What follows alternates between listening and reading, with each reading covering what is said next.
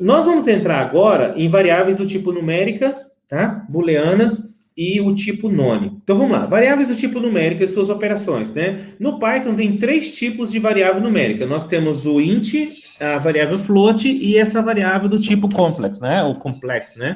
Seria... Deixa eu levantar essa cadeira aqui. Seria do tipo complexo, ok?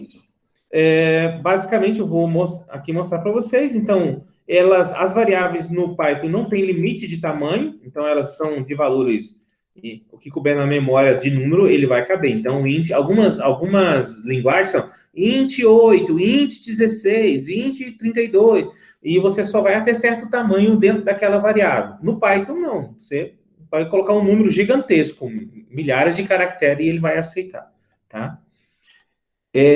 Então, o limite vai ser sua máquina, seu processador. Então, o int, aqui, ó, eu coloquei 10, ele já entendeu como int, ok? 52.5, ele já vai entender como float, tá? E se eu utilizar aqui o 5 mais uma letra, qualquer número e uma letra seguida, ele já capta como uma variável complexa, né? Os números complexos aí da matemática. Ele tem uma parte que eu conheço e tem uma parte imaginária, né? Ok? O tipo inteiro, então, ele é inteiro, positivo ou negativo, sem decimais e de comprimento ilimitado, tá? Então, aqui, ó, tem um inteiro, um monte de caracteres, não sei nem quantos trilhões, bilhões, zetalhões é isso aqui, mas você vai conseguir alimentar na variável. Aqui eu coloquei cada uma imprimindo o tipo, tá vendo? Todas elas do tipo int, não importa se negativas ou positivas. Já o tipo float, ele é um número onde ele tem casas decimais, né? E essa casa decimal, ela pode ser um número com 2, com 3, com 10, com 20 casas depois da vírgula. Então, isso aí é também, de certa forma, indiferente, tá? Positivo ou negativo, com uma ou mais casas decimais, tá? Aqui, o separador decimal é ponto, por padrão, nas linguagens de programação. Então, aqui tem alguns exemplos, né? Positivo e negativo. Vocês veem o valor, né? Aqui também o seu tipo, tá? O número float, ele pode também ser informado usando número científico, né? Então, eu posso informar assim, 3e10, que seria 3 elevado a 10, tá? 24e5, né? 35e4, né? Então, é uma forma de poder escrever ou indicar o valor, né? Aqui é 3 elevado a 10 a décima potência, né? 24 elevado a 5 a 10 a 5, né? Ok? Então, essa é a lógica aqui do número científico. Então, se eu setei como número científico, ele transformou aqui, ó, em valores decimais e colocou aqui para mim, tá bom? E já o número complexo, ele tem essa lógica, né? Ele tem uma parte fixa mais uma parte imaginária, tá? Então, toda vez que você informar, seguindo dessa forma, ele vai detectar. Quando nós temos um dado de um tipo, você pode fazê-lo transformar-se em outro tipo usando as funções de formatação.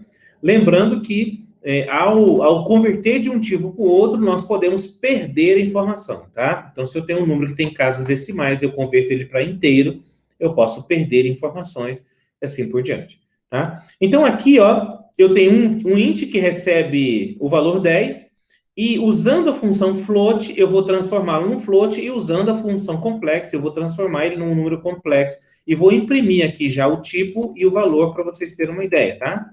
Então, olha, o 10, ele era um int, né? Aqui, o que eu fiz aqui? Float var igual... Opa, é int var. É para dar 10, né? Aqui é o int var transformado. Só um segundinho, ficou esse... tá certo, agora sim. Então, o 10, de forma inteira, como o float, ele é 10.0, e como o complexo, ele é 10 mais 0 mais vezes uma parte imaginária, né? Ok? Aqui eu tenho um float, né, de 14.5, e quando eu faço a impressão dele convertendo, nesse caso aqui, nessa função, eu estou convertendo ele para int, tá? E aqui para complexo. Então, observa aqui, o que foi convertido para int, ele perdeu as casas decimais, tá vendo? Ele era 14.5 como float, mas quando eu converti para inteiro, ele perdeu as casas decimais. Isso pode dar uma diferença gigantesca dependendo do volume de registro que você está dando, né? Então, há um risco de perda de informação. Então, só façam conversões de tipo quando você tiver certeza do que está fazendo, né? Quando você vai concatenar strings com valores numéricos, né? Muitas vezes você quer dar formatações, tratar casos decimais, ajustar posicionamento. E aqui eu vou mostrar para vocês o uso da função que tanto serve para o format, mas eu já estou usando a função, essa função mais avançada de formatação, bastando colocar o F, para mostrar algumas coisas que vocês podem fazer, alinhando para a direita, para a esquerda, fazendo ajuste na casa decimal, né? Adotando o padrão percentual, assim por diante. Então, imagina que você tem um conteúdo, né? Seja ele int, float, qualquer ou outro formato, e você precisa apresentar, precisa imprimir ele em algum resultado ou gerar como conteúdo de um arquivo. E eu queria explorar essas funções. Então, quando nós usamos a função format, que a gente aprendeu só passando a variável, sem dar nenhuma indicação a mais, ele simplesmente põe o conteúdo da forma como ele acha melhor. Mas existem comandos que você pode dar durante a formatação para para orientá-lo melhor. Uns são de alinhamentos, outros de conversão mesmo. Então, por exemplo, quando eu passo um valor e eu digo que é para ele usar 30 posições, né, dígitos, e para imprimir aquilo, né, o que vai acontecer aqui, ó? O Python, ele vai fazer o formato substituindo a variável, mas esses dois pontos aqui, quando você coloca, tudo que você colocar daqui para frente são orientações para ele. Então, quando eu coloco esse símbolo aqui, ele já sabe que eu quero o conteúdo alinhado, né, à esquerda. E se você coloca 30D, ele sabe que você quer que você recebe 30 espaços para esse conteúdo. Então, ele vai usar 30 espaços para aquilo. É muito útil quando você está criando um conteúdo posicional, tá? Um arquivo onde eu comentei esse arquivo de banco, essas coisas, tá?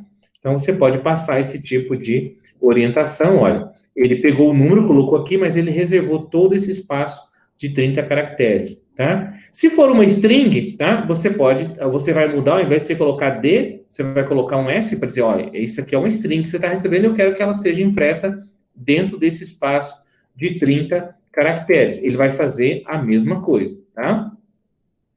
Se você quiser à direita, você vai poder usar, né, a setinha para a direita, tá? E se você quiser ao centro, você vai poder usar o acento circunflexo. Ele vai pegar o espaço que você pediu e vai colocar exatamente no meio o conteúdo, tá? Então, observe que aqui ele pôs a direita, mas nesse caso aqui, essa mesma função, quando executada, ele vai alinhar esse conteúdo, né, ao centro. Tá bom? Outra coisa que você pode fazer é indicar qual o separador de milhar que você quer usar. Porque, por padrão, o separador de decimal já vem. Mas e para separar o milhar? Como você quer? Para facilitar a leitura, às vezes você quer colocar vírgulas, quero colocar ponto, ou eu quero colocar, sei lá, um underline, né? Para poder setar a variável, tá? Para poder usar o separador, tá? Ele pode fazer dessa maneira. Aqui me ocorre uma coisa que eu não sabia até pouco tempo. No Python, às vezes você quer informar o valor de uma variável, mas tem tanto zero que você não consegue se localizar, né? Então, você pode usar o underline, tá? Como separador para formatar a sua variável que o Python vai ignorar ele, tá? Eu me lembrei desse recurso agora, olha, se eu informar o valor da variável dessa forma, quando eu imprimir essa variável, se eu vou mostrar para vocês, ele não vai ser uma string com esse separador, vai ser simplesmente o valor de 10.000, tá? Então, às vezes você quer fazer um número, você quer facilitar para a nossa cabeça ler se eu estou informando o número correto, pode usar underline como separador, o Python vai remover ele, vai pegar só a parte numérica e vai utilizar. Deixa eu experimentar o underline aqui, talvez ele aceite essa parte. Ele aceita, tá? Ok? Ele não aceitaria um outro separador, mas o underline ele aceita. Se você tem várias casas decimais, você pode, a cada 3 delas, usar o underline como separador de milhar, tá?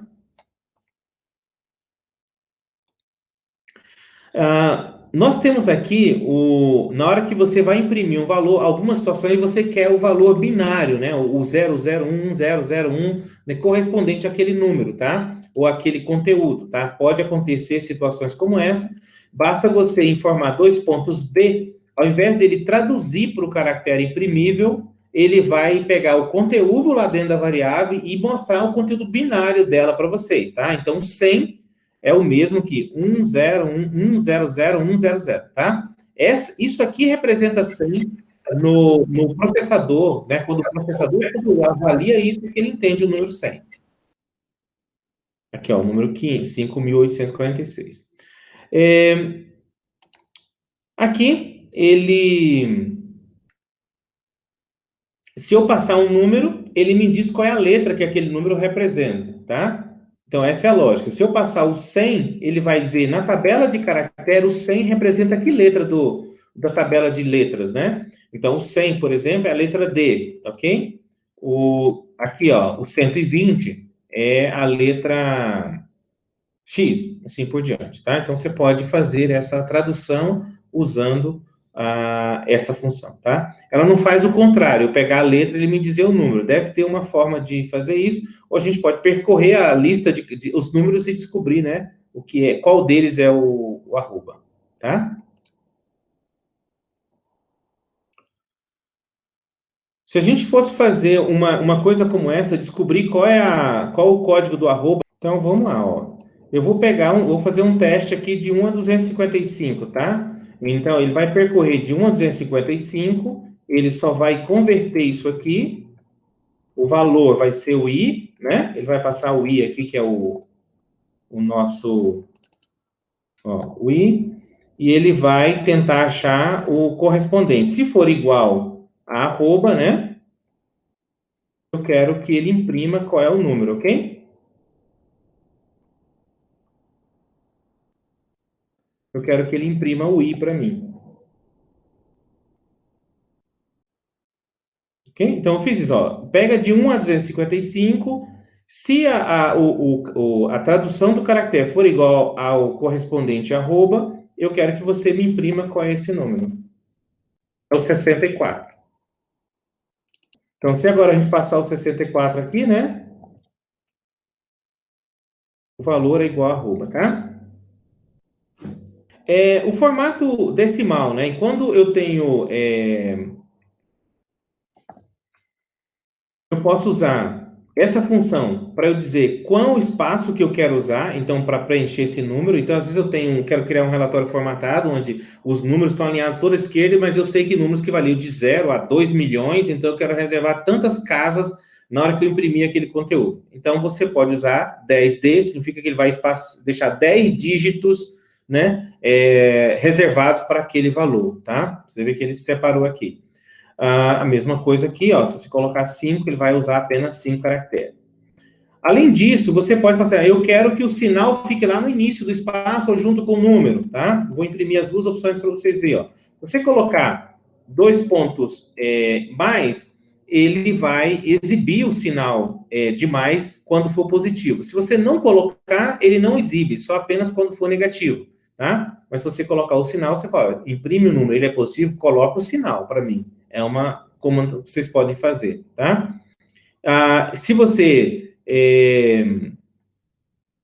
não quiser que ele exiba o sinal, basta não indicar, porque, por padrão, a gente não usa sinal para número positivo, tá? Só para negativo.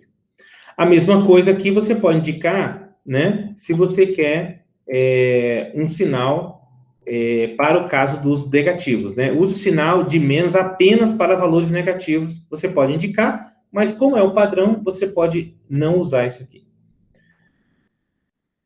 Aqui ele tá, se você colocar um espaço, né, ele vai adicionar um espaço extra antes dos números positivos para manter o alinhamento.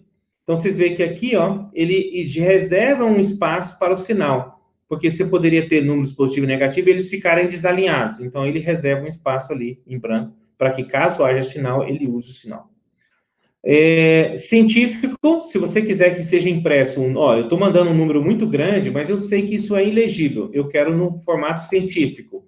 Basta você passar o E, tá? Onde ele vai imprimir com o E minúsculo, tá? Ó, 9, então, ponto E e tal. Então, podia ser 1000 casas aqui, ele transformaria nesse número científico. Aqui também, se você colocar isso, ele vai colocar o E maiúsculo como padrão, mas ele vai transformar na hora de mostrar em número científico. Tá bom? E existe a função F, que é para você formatar quantas casas decimais, tá? Então, veja esse número que ele tem, né? 6 casas depois da vírgula. Se eu simplesmente imprimi-lo, né, no print, ele vai sair com todas as 6 casas depois da vírgula. Mas, às vezes, para muitos casos, você precisa formatar apenas 2 casas, apenas 3 casas. Então, você pode usar, se eu colocar ponto 3F, ele entende que esse ponto, eu quero dizer casa decimal, em seguida eu digo quantas, tá? Ponto 3, ele vai imprimir só com 3 casas decimais. Se eu colocar 2, vai 2 e assim por diante, tá bom? Muitas vezes, quando você estiver tratando dados, você vai ver que tem casos que o dado, ele não é um número, ele está lá, é um valor que não pode ser convertido em um número, tá? Isso é muito comum quando a gente lê arquivos e joga no data frame, e uma coluna inteira é de números, mas tem um valor que ele não consegue converter, então ele coloca esse NaN, ou ele coloca, se for, nesse caso aqui, do infinito, né? Um número desse. Alguns casos ele coloca esse tipo de símbolo. Se você quiser que ele imprima, indicando que ao invés de colocar em branco, que ele não soube, ele colocar claramente que era um número, era um campo que não era número, ou era um campo desse tipo inf aqui, e você pode passar esse 3 F, ele vai indicar aqui, ó, o inf, né, minúsculo, e aqui ele vai indicar o NaN minúsculo. Mas tem a opção de você fazer com que ele faça isso com maiúsculo, tá? Se for inf ou NaN. E aí você basta passar o F maiúsculo, ele vai imprimir isso para você, tá? Ele vai, ao invés de usar o inf, aqui, ó. A diferença básica é que, em vez de usar o padrão minúsculo, ele vai usar o padrão maiúsculo para você. Só um minutinho. Esse indicador de formatação G, formatação geral, é o mesmo da formatação científica, né? O G minúsculo vai imprimir o E minúsculo, o G maiúsculo vai imprimir o E científico maiúsculo, tá? E, no caso aqui, na formatação numérico, tá?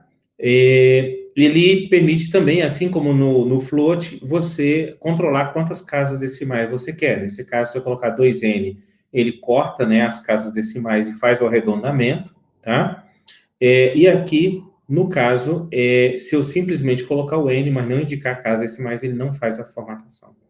Por outro lado, você também pode indicar o percentual, né? Então, aqui eu estou dizendo que esse número é um percentual com 2 casas decimais, então eu posso colocar 0,2 percentual, e aqui eu posso colocar apenas percentual, ele vai fazer aí a impressão, né, indicando que esse é o formato. Se eu não indicar, ele usa as casas, né, decimais todas ali, mas se eu indicar, ele vai converter.